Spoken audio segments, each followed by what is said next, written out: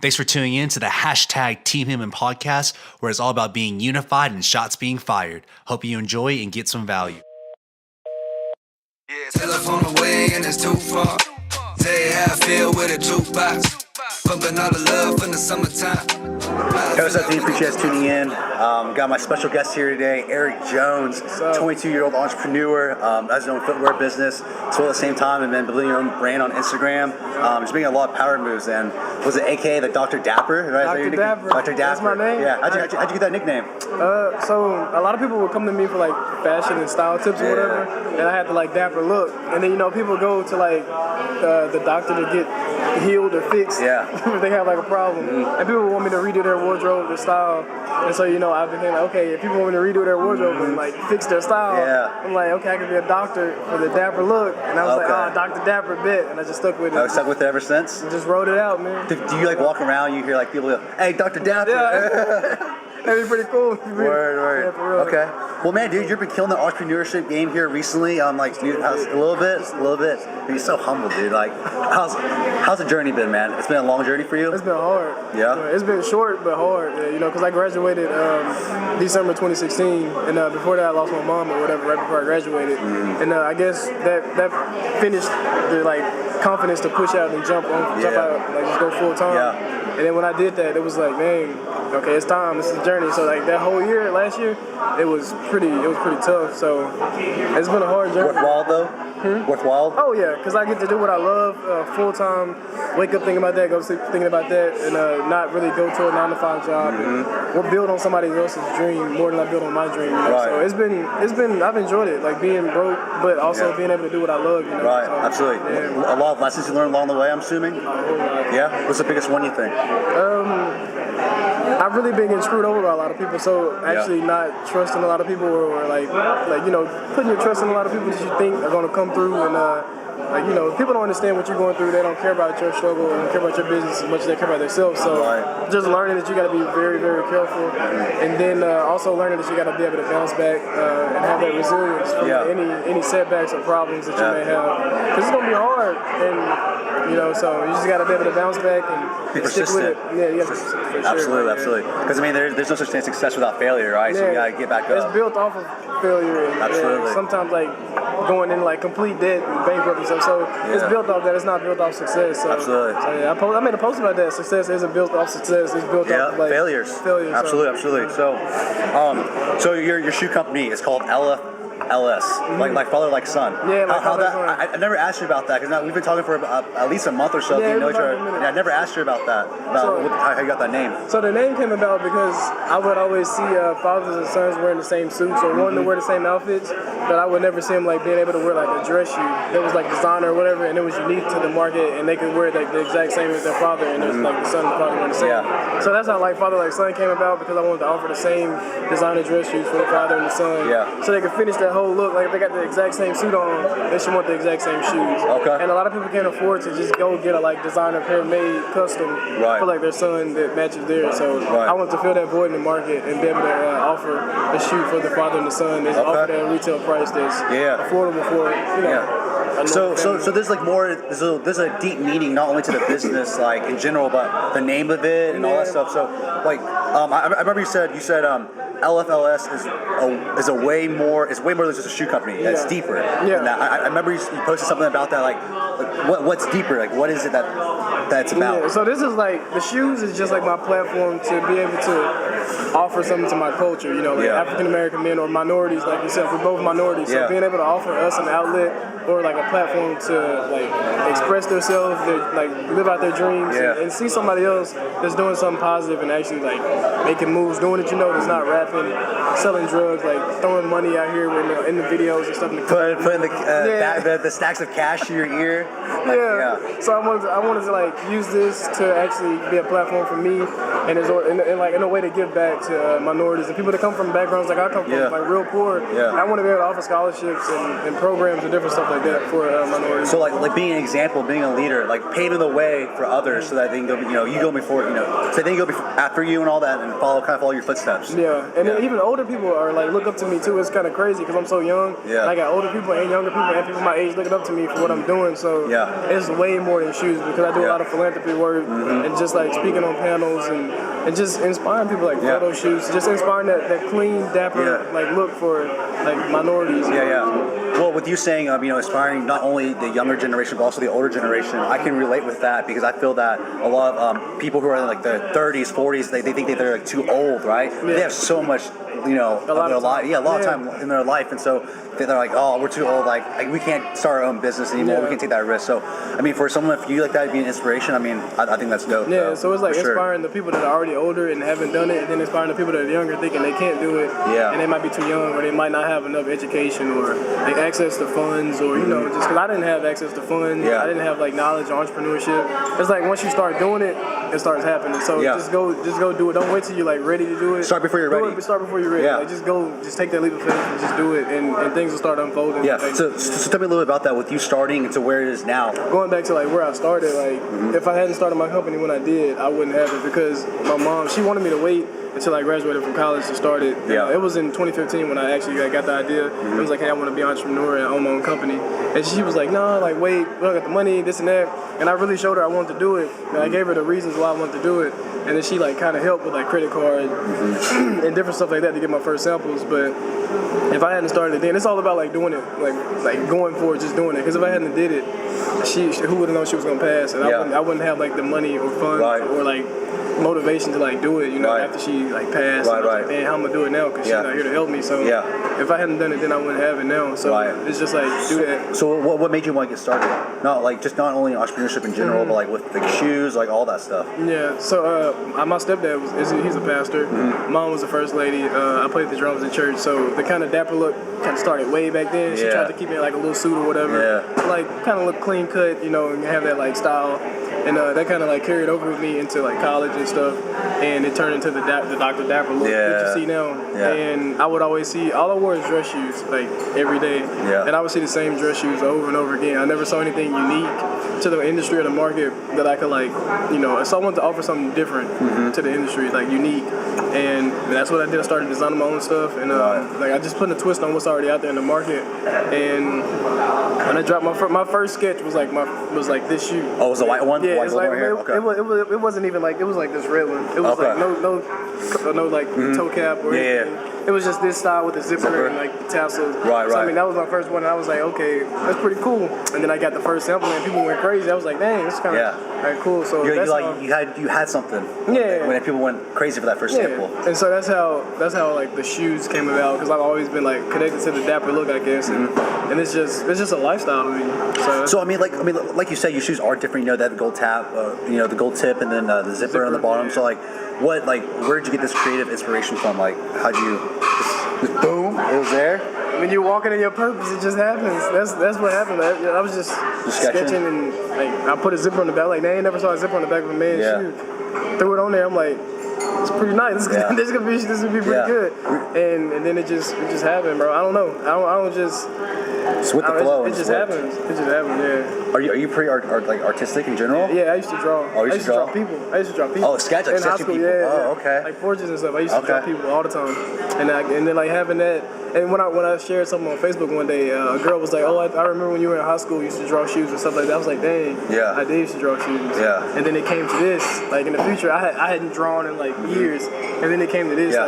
Like it's funny. It's funny how it started just from having that talent drawing. Never thinking about, right? Yeah. And just drawing and not even selling your artwork, but then starting a business out of it. Yeah, it's crazy, bro. It's crazy. I don't know, because getting into fashion when I got to college, and then like connecting that drawing, and then connecting the style, and like my little like twist on what's already out there. It's like, and then it's happened. Yeah. I'm like, it's crazy because it's hard to get in the shoes. Yeah. It's expensive. Absolutely. And then I'm just taking baby steps to try to bootstrap from where I'm at now. So. Well, speaking about really quick about the artistic standpoint of it, like, do you go to your own zone? Like, do you go outside, like chill in the hammock, start drawing? Like, I'm just curious, what? Just start drawing. I just draw. Start drawing. I just draw wherever. Like, Okay. I could be in my room, just chilling. I might think of something like, boom, let me sketch this down. Okay. But it's been a minute since I've sketched the shoe though. All right. Well, so you had mentioned like you're taking some baby steps to get some traction, stuff like that. So I mean, right now, like, what do you have like a little bit less than 14,000 followers on Instagram right now? Oh, yeah, on my personal page, Yeah. I have like less than 14, and on my company page, I almost have like 17. So 17. together, like almost 30,000. Okay, nice. Audience of like 30,000. Nice. Yeah. So, how did you get like from that point, from 0, right, and then all the way to 30,000, pretty much? Because I know you said that you've had some people kind of help you here and there, but like, what is all like? Do you credit some of that success to others, or Yeah. like A lot. Like it's mostly consistency with like the content, cross promotion, personal branding, like on the page, and having like aesthetic look, a nice look, and then like also knowing what catches people's eyes with like the marketing on social media. So the African American like group of people like has been floating towards the like kind of the news kind of like images, like memes. Yeah, kind of, memes. like, Yeah. like a quote at the top and then like a picture. Right. Also in there. So that's helped me a lot, like making those and then like getting featured on other big platforms too. So I do that a lot. And that like last year when I was in Atlanta, I had made one that one of the pages told me to make, and I shared, and like it got shared on 2 pages. And from that like those 2 pages, I got like 10,000. Like, because you're telling me like you're just doing plus. like this, right? The followers. And it was crazy, but it's the hard thing about that is like trying to get the conversion rate up with that. Like you get the people there, but how do I get them to like buy shoes? Buy shoes, right? And then when you're the price point of your shoes is like 150 to like 200, it's like okay. It's gonna scare some of that people off. People gotta see them more and actually like okay, this is an actual like good brand. Yeah. Like they got shoes out here, like big name people wearing them. Until I get to that point, it's kind of like a little like trickle, little baby steps to get to that point. So why don't you think you're at that point yet? Because I don't have like the funds, the support, the customer base. Yeah. I haven't. It's just like working capital. I haven't gotten that amount of exposure where I sell shoes like right. on the regular. Not yet. Yeah, not yet. That's what I'm saying. So Yeah. that's why I feel like I'm not at that point. Yeah. Yet because I'm still like in the beginning phase. Right. And people still finding my brand and it's people still trying to like trust it and people getting their money up to buy the shoes. So it's like just trying to reach that right market and reach more people in that market. Well, for my own standpoint, I mean, I'm because I told you I met Ryan. Right. The other he's a DJ and also he has his own radio show. Yeah. Well, I met him and I complimented on his shoes, not even recognizing it was your shoes. And he said, I asked him what brand it was. He said LFLS. I was like, oh shoot, I know the owner, dude. I know like Eric and all. I was like, that was really cool. Yeah. We're connected, but so it's crazy. It's been spreading a lot, but it isn't to the point where it's like just like global, like huge brand. But it's big from being like where I'm from, what state I live in, like what I'm doing, what I'm using to like actually grow the brand. Yeah, because you're low key like a celebrity out here in NWA. No. It's humble, dude. I love it. I'm doing it with nothing, man. Like, I'm, like just trying to do more with less, and just try to figure out different ways to do stuff. Because I don't have like all the tools that I need. But don't think about like what you don't have. Think about what you do have. Absolutely. Like, be optimistic. Yeah, absolutely. Find the positive in it. Well, talk about exposure a little bit. I know the first time we met up, you and I were talking like you're really, really trying to again like hack the Black culture community, but at the same time like Steve Harvey, for example, right? He's very big in that community, and you were trying to like get him to like show some love to your shoes.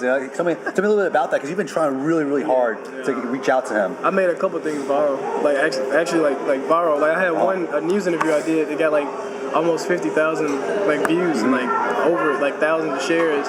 And I had everybody tagging him, and then like I did something on Instagram like recently by having everybody tag him on like a story or something. Yeah. So I mean I've been doing a lot of different stuff, but trying to reach something like that is like by chance, because stuff's so saturated on the media. It's like hard for kind of like positive stuff to small stuff also to get like noticed and actually get that recognition that they need. Well, again, like speaking about that, like what do you think is the toughest thing with a small brand, even a startup brand, versus like a big brand, sorry, named brand? Right? What's what's like the toughest challenge when it comes to that?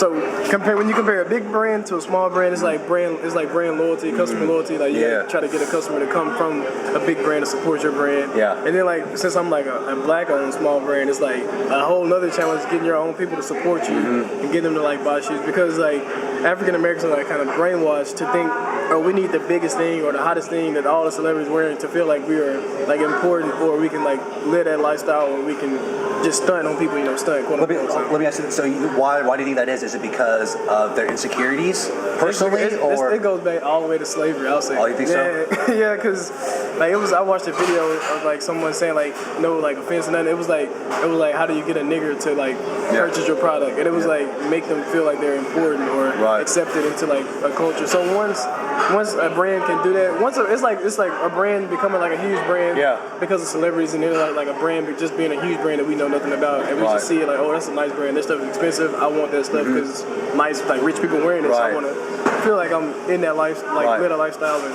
so do you think it's the responsibilities of people who are wealthier or have more of a quote unquote influence to help those small brands compete against those big brands? You know what I'm saying? So like a Steve Harvey, or Quavo, like anybody we got big, Steve Harvey, we got Kevin Hart, we got Will Smith, we got Boris Kojo, we got like a lot of African American males that are like at the top. And they'll also be like, oh, we're gonna like support black business and we're gonna only buy this, but then you'll see them in like a Gucci or a Louis or a Fendi.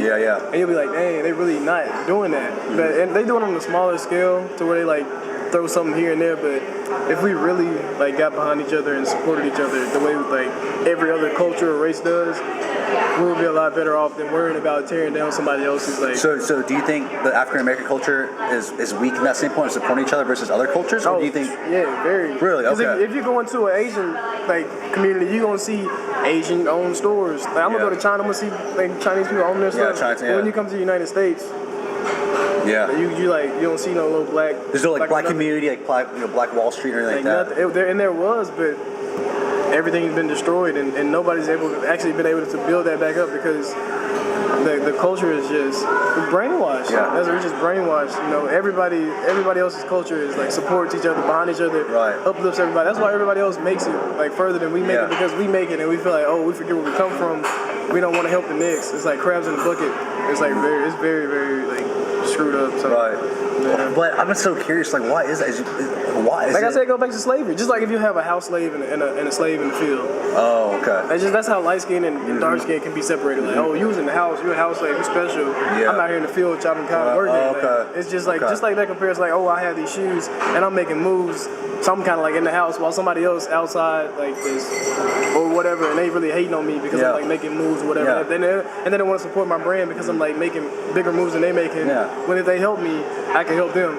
So it's kind of I think in general, just like race, a lot of that stuff is just retarded. Like, I think as long as we're all unified as a society in general, that right there will help everyone out. Not just culture, just a society in general.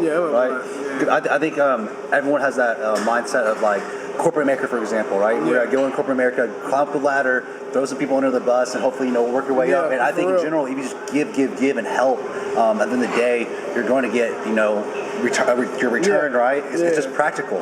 You give off whatever you give off, it comes back to you. Absolutely. That's why I always tell some of these guys right here, give 51%, take 49. Right? Always give as much as you can.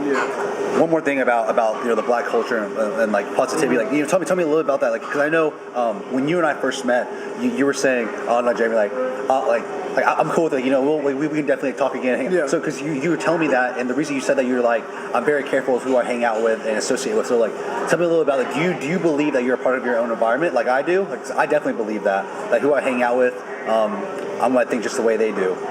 So whatever you're around, if you surround yourself by 9 guys that are just home chilling, nothing, playing the game, not worried about making it in life, then you're probably gonna end up being a 10th person doing that. So it's very important to surround yourself by positive people, motivational people, inspirational people that are on the same have the same goals in life as you. They want to make it actually, and not just be settled and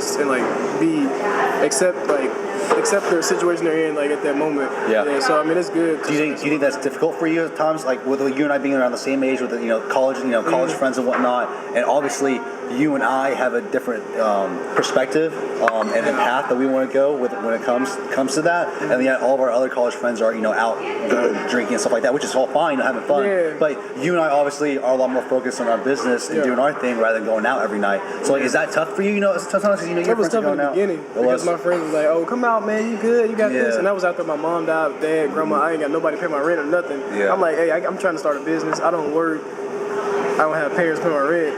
Y'all can go out and chill and like have parties and stuff and drink, but I'm real uptight with my money because I gotta watch every penny because I don't have mention that because I know you had mentioned to me the first time you were like living off of like $12,000 like a year, 10 grand, last year, last year I was off like nothing. Yeah. And I already know your rent alone is already like six. Yeah, it was 680. It was 680 in the beginning. Yeah. And so I just really just paid rent and got gas and whatever else. Like it was just like a daily. Whatever. Dude, and that right there is like being persistent. Like because you didn't get a job either, did you? No, you were just working. I didn't work for nobody. Like, it's crazy. Like in the beginning of the year, I was like the first 2 months, 3 months, I was like, bro, I don't think I'm gonna be able to make it. I don't know what I'm gonna do. And I was really. I'll tell you, anytime I applied for a job, I guess to the point where I was gonna apply, I didn't hear back or I didn't get the job. And I was like, and then after I didn't get that, something positive happened. Blessing in disguise, huh? So I was like, hey, I really like don't need to get a job. It's funny how things work out. Yeah. That's cool, dude. I mean, that right there, I bet it taught you a lot of lessons too. To people like, in that just to live off that 19 grand. I think that probably taught. 10. What's that? 10. 19. Okay. Yeah, I mean, well, I bet you just that right there taught you a lot, not only in life but in business as well. Yeah, like just minimizing like expenses and not spending so much money. It just prepares you for when you actually do have like 6 figures or a meal in your bank account and you really not budget. like like throw it off. You don't really be tight with it still. Like you still broke. So that makes sense. Because that's why people, like for example, people who win the lotto, they end up going. You don't hear about them again because they use it because they don't know how to budget it. Right? They're not appreciative for it and just kind of take it for granted, and then from there, just they don't have it anymore. And then like taxes too. Like, taxes. Taxes definitely. Yeah. Taxes is no bueno. That's for sure. No good. Dab on taxes. What I think is special about you is that you're 22 and you've built your brand, your business from nothing. So I think right there, that's already a lot of value and perspective to give to a lot of people who are trying to do the same thing. So what's one thing you think off the top of your head, gives you that push? I mean, I understand, your mom and all that. That's kind of your why. Like your legacy. So is it more like your legacy, like what you want to leave behind? Is it more you want to help people? And is it just your platform? Like what is it There's a lot of different stuff. Like I can say like helping the culture, having something for my future family, like seeing my mom struggle and coming from where I come from, not wanting to go back to that, and then her passing and like not getting to see me sell a pair of shoes. Then it's like like those like top 3 like the struggle I come from, inspiring and motivating and like redefining our culture and the image of an African American man, and like my mom like just really all in one, just kind of. It's just like a whole lot of stuff just like balled up into one like why. Yeah. And I'm just pushing forward with that behind me, So what's your dream? Like not just in business, but like just in life in general. What's that dream of yours? I want to have the credibility of a Steve Harvey or LeBron James or like something like that. Somebody that's like a very positive and influential person, like or image or like icon in the community, influence in the community. Yeah. So I want to be like one of the top like influences in the African American community. For minority, anybody, for everybody to look up to me and be like, I want to look up to you. I want to be live a positive life. I want to put on the suit. Like I want to live that that lifestyle. Right. And so that's a big goal for my like personal life. And then my company, I want it to be its own separate identity. Like eventually, then I want to just be like one of the biggest, most renowned like men's, women's, kids dress shoe like luxury like nice, like dress shoes and like just formal shoes, you know. So I wanted to be like that. Well, the reason why I asked that what your dream was is that I feel that a lot of people, that even that I know, they say they want to do something, but they don't really have that drive that kind of starts that push, right? And so right there, I asked you why. What was your dream?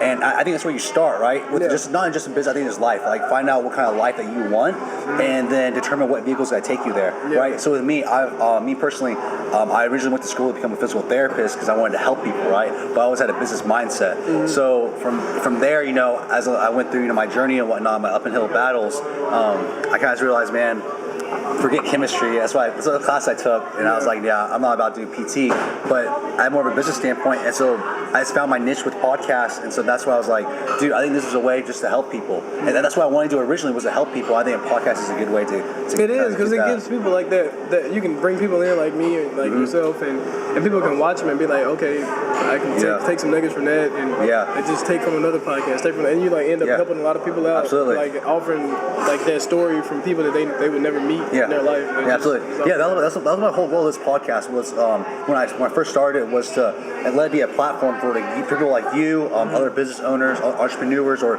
influencers to come on board and give their story. Because your story, like you came from like nothing, and that can be an inspiration for someone to start their own business or their own little golden nugget, maybe for them to win that battle in their own personal life and whatnot. So, because really quick, because you came from like nothing, right? Like rats, roaches, holes in the walls, and then my mom went bankrupt a couple times. I didn't know about that until she died, or whatever. But life got better, of course, right? But still, like coming from that as a child and not wanting to like. You had nothing to lose. You're playing with house money.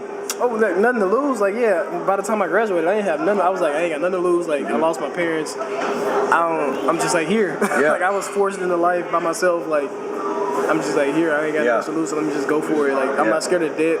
I think what a lot of college people should do when they graduate is go out and explore. Like they have fun with house money. Like you don't have a family yet. The debt, like you can get a job after, you can take a year off, 6 months, and go do your thing. That's what I think people should do.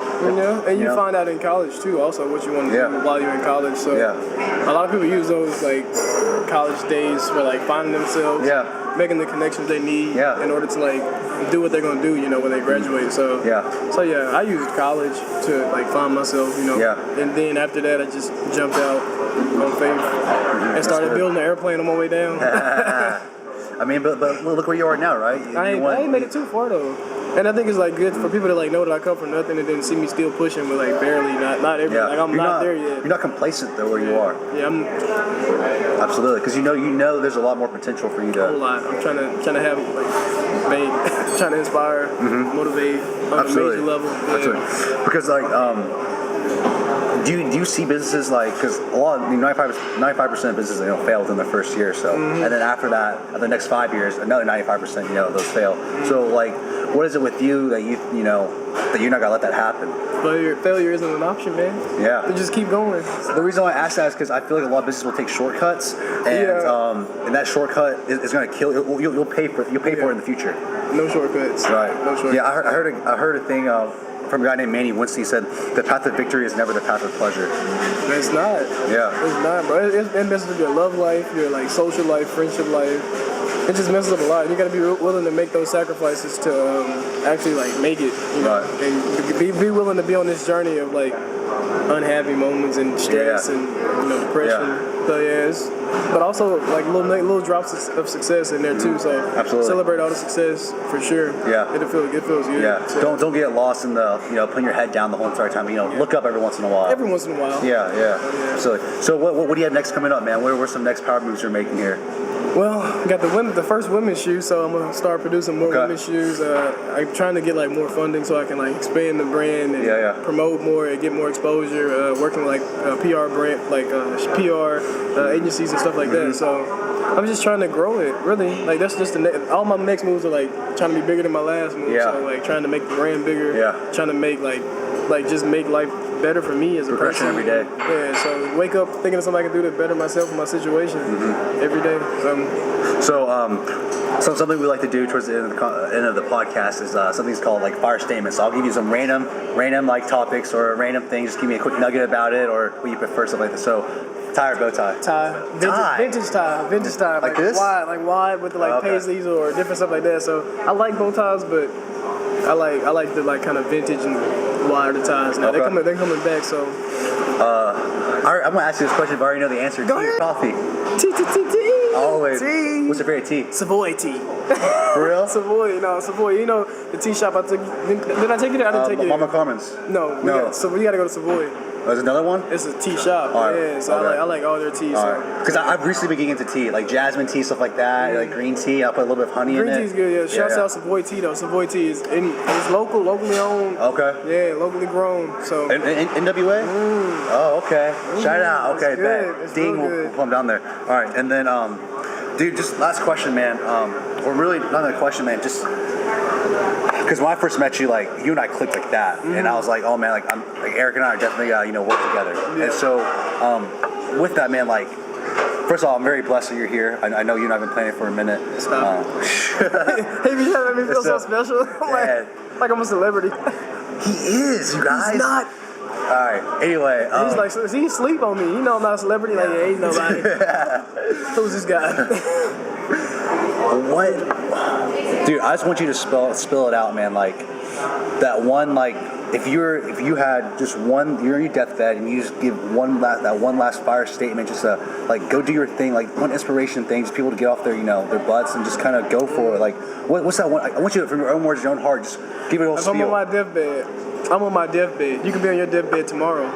So go do what you want to do. Like that's just it. Cause like you can die. I can walk out this door right now and die. You can walk out and die. Like death is like that. And after that, when you die, you like, what have you left behind? Like, have you done something? The people will be like, oh, look at your casket and be like, dang, he really had those shoes going. Like he was doing good. Like, I want somebody to like pick this up and keep going with this, or so it's just find the courage to just do it, man. Cause you can die. Just knowing that death is like right around the corner. Like life is so short. Yeah. People die all the time. Like I lost my dad, mom, grandma. I don't have anybody. So like me doing this stuff without anybody is just like. I mean, it's just inspiration. Just people hearing my story where I come from, and like being from Arkansas, doing something like this, and then like having no one to help me, And then like I could like just death. That's all it is, just death. Just like okay, I got to get up in the morning, got to keep grinding. I got to go do what I want to do because life is short. Like people take it for granted, and you got to be happy with this life because you only get one. So why go work for somebody else and be miserable when you could like go do your own thing and be happy as fuck, even if you got $0 in your bank account, you wake up happy. So that's the goal, right? It's happiness. Happiness, right? And everybody has their own like opinion on what makes them happy or happiness, So go find yours and live that shit and live it, like no matter what. And don't think about debt. Don't think about like credit scores because it's all in place just to scare people like us from actually going to do our own thing. Because if you think about credit and debt. And like losing a house or not being able to pay rent for a couple months, you're gonna probably be scared to start your own business because you're like, dang, I probably can't do this because I want a good credit score. I don't want to be in debt. I think people's opinions scare people away. Thanks, because a lot of people wanted me to like when I graduated and said I was gonna go full time and not work for anybody. People were like, oh, your mom helped you get this degree. She put all this money in this. You went to college for this. Like, go get a job. Don't struggle with this. And when people try to drive that into your head, like, go work, go do this, because it's been like forced into your head, like in college and high school and everything, just like work, college, then go work for somebody else. So I mean, when you let other people's and society's opinions, like, just get into your brain and just like try to change what you're thinking and your goals. That just like screws you up, and you end up being one of those older guys. It's like, dang, I wish I had done this when I was like this. They regret, a lot of regret. Yeah. And so with that, I think the one thing people do is just try it. Go like try that thing that you love. At least you say you can. And post it. Well then see how much of that that feeling in your gut, man, was it really that bad? Just did I really care about what that person said? And so that right there just kind of builds up, and then you got that confidence that, dude, I don't care, like I'm doing this. You just do it. You just can't care. You can't. Yeah. Because people really people always gotta talk. People are always gonna talk. People gonna find something to say about you negative, and at the end of the day, like whether you're doing something positive or doing something like negative in life. So I mean, once you really come to the point in your life where you're like, you don't really care what people think about you, like, that's when you know that you've like broken through that barrier of like being afraid or having that doubt to do certain things because you don't really care what people think, so you're gonna do what you want to do regardless, and you're gonna be like, is what it is. That's like my favorite line, is what it is. I just do it, like is what it is. If I fail, I fail. If I don't, like good. You're gonna die on your own sword. not someone else's, Yeah. not by the words or views of other people's opinions. I'm not gonna go work for Walmart and then get fired one day. Yeah. And then just be like, dang, I don't know what I'm gonna do. I'm gonna go out here like I got fired already and not work for nobody and be like, hey. But it's different for people too, though. So some people like working for people and then find the time to run their own business. And some people like don't go all in. Yeah. I mean, the world doesn't owe you anything, so you gotta go all in on what you're gonna do. The world owe you nothing. Dude, so where can people find you at? You know, watch you make some moves and watching me make watch moves, the journey. Man. Watch the journey. So my personal Instagram is the Dr. Dapper. As we established that at the beginning, Dr. Dapper. The Dr. Dapper. And the company page is at LFLS Shoes, and you can find us both on like Instagram, Facebook, and then the website is www.lflsshoes.com. Word. You guys, be sure to check him out. Show some love. He's got some. The women line just came out here. It's pre-ordering, right? We got I'm pre-ordering the women's shoe. Yeah. These are coming back because they sold out last time. And I got some other styles on the website. Yeah. And I got other styles at the house too that are on the website. So yeah, just shop around there. Shop the social media. Yeah. And just hit me up if you need like any information about like entrepreneurship, any motivational like speaking or advice, anything. Yeah. I'm just open. Just like I was open to you, I'm open to like anybody. Yeah. You know? And one quick note, that's what I loved about Eric so much, that he's so humbled and that he didn't think he was fancy, because a lot of people's ego would get in the way of that. Because me personally, right, I've only been doing this podcast for like a month, 2 months, and I'm still building my audience. But at the same time, I've reached out to those people, and they all, don't get a response back, or they think they're so fancy enough that they don't want to help. Oh, help he's too someone small else. for me. Yeah, like, exactly. And so that's what I love so much about you, man. Always humble, and you always remember where you came from, which is really good. So, you guys, if you haven't checked him out yet, check out Eric Jones, the Dr. Dapper. The Dr. Dapper. The Dr. Not Dapper. just any Dr. Dapper. the Dr. Yeah. And you guys, you definitely got some value out of this. So be sure to share with some other people. Dog, cat, grandma. We'll be posting it up. 9 yards. The whole 9 yards. Yep. And so, show some love, you guys. Appreciate you guys tuning in, and be sure to comment, rate, subscribe, review, and share the love. You've been working on that, huh? Give me some that, then fade out on that. Hey guys, I want to give a quick shout out to Markham and Fitz for hosting us and letting us set up at their spot right here and do this quick podcast interview. Awesome coffee, awesome chocolate too to make homemade out here in 8th Street Market here in Bentonville, Arkansas. Show some love, show some support for this local business. They've been open for about 2 months or so, and they're up and coming. So show some love, and thank you so much, Markham and Fitz, for hosting us. Thanks. Got the honey over here.